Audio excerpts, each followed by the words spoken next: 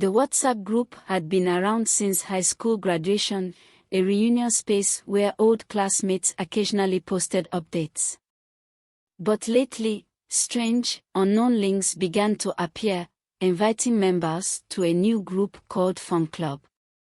One night, out of curiosity, he tapped a link and joined. The group was unusual. Only the admins seemed to talk, while everyone else stayed silent, watching, observing. Images of extravagant parties, videos of crowded gatherings in upscale locations, all posted by anonymous admins. It was a strange club, silent yet active, with whispers of exclusive events that kept people intrigued. One post caught his attention, a video from a pool party. Bodies moved in rhythm, music thumped, and laughter rang out from behind the screen. He called the admin to ask about the party location and was met with a cryptic reply, "If you really want to know, you have to attend." Curiosity tightened its grip.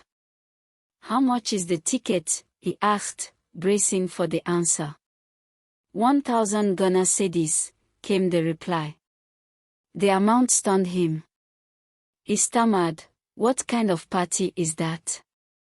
"If you come, you'll understand," was the admin's mysterious answer. Driven by his curiosity and his love for parties, he decided he had to attend. The price was steep, and money was tight. Desperation mounting, he scrounged for any cash he could find, but still fell short. With the party date looming, he turned to more desperate measures.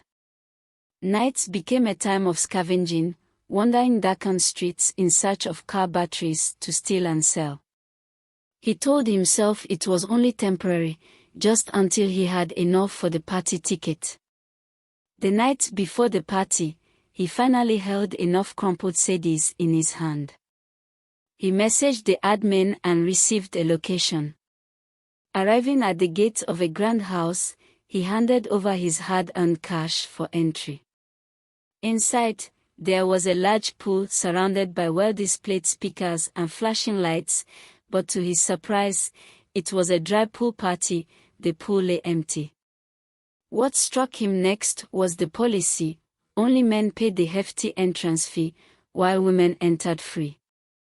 When he confronted the admin, he was reassured, "It's worth every cedi.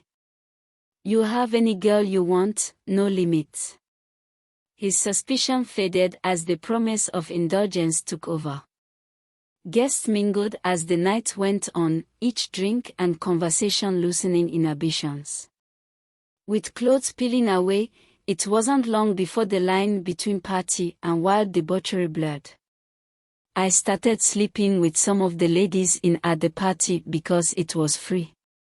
Everyone was occupied, nobody watching anyone else, and he soon gave in to the surreal experience, returning to the Fun Club's next event without hesitation." At his third party, he recognized a familiar face, a girl he'd been sleeping with each time.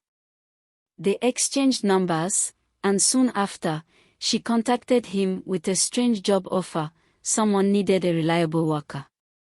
"What's the job?" he asked, his curiosity sparked. "I can't explain it here," she replied. "Just come." They arrived at an older man's house, who laid out the details. His job was to collect clothing from accident victims for resale, garments still stained with blood. He was warned, held special value for the clients. Discomfort simmered, but the pay was tempting, 10,000 cedis per delivery. Jobless and pressed for money, he agreed. The mortuary visits began. Through quiet deals with the staff, he obtained the blood-stained clothes of accident victims. The money was good, and his worries about the morbid job faded under the thrill of easy cash. But then, the mistakes began. One night, a mortuary worker tricked him, giving him a garment stained with animal blood. When he presented it to his employer, the man's face turned dark with rage. "This isn't what we need," he hissed. You're dealing with something powerful, bring us genuine items, or face consequences. The threat left him shaken, but he negotiated, promising to replace it with authentic clothing. While traveling to a funeral one day, an accident blocked the road, and he seized the opportunity to steal clothing from the deceased. The dead woman was stuck in a hole where no one could go and rescue her. He selected himself to get the woman out of the hole. As he pulled the woman off to where the other accident victims are, someone asked about the woman's torn clothes, but he quickly covered it up and placed it in his bag. As they left, his heart pounded. He had done the unthinkable, and now, he was beginning to pay for it. Soon, however, things started to change. Haunting dreams plagued his nights, faces of the dead, including that of a pregnant woman whose clothes he'd taken, lingered in his mind. She appeared often, her expression accusing, her ghostly voice whispering, "You disgraced me, return what you took." Over time, the spirits of the dead seemed to close in on him. Sometimes, he heard their voices among the living, saw their shadowy forms waiting for him in crowds. Worse, he'd feel their icy hands in his food, spoiling every meal with the taste of the grave. His family noticed his odd behavior, and strangers whispered as he wandered in fear, often tearing his own clothes off in panic. People were thinking he was even mad. Finally, he couldn't take it any longer. As he wandered, ghostly forms clustered near, haunting his every step, their hollow voices calling for him to return what he had stolen. The world around him twisted into a nightmare he could not escape.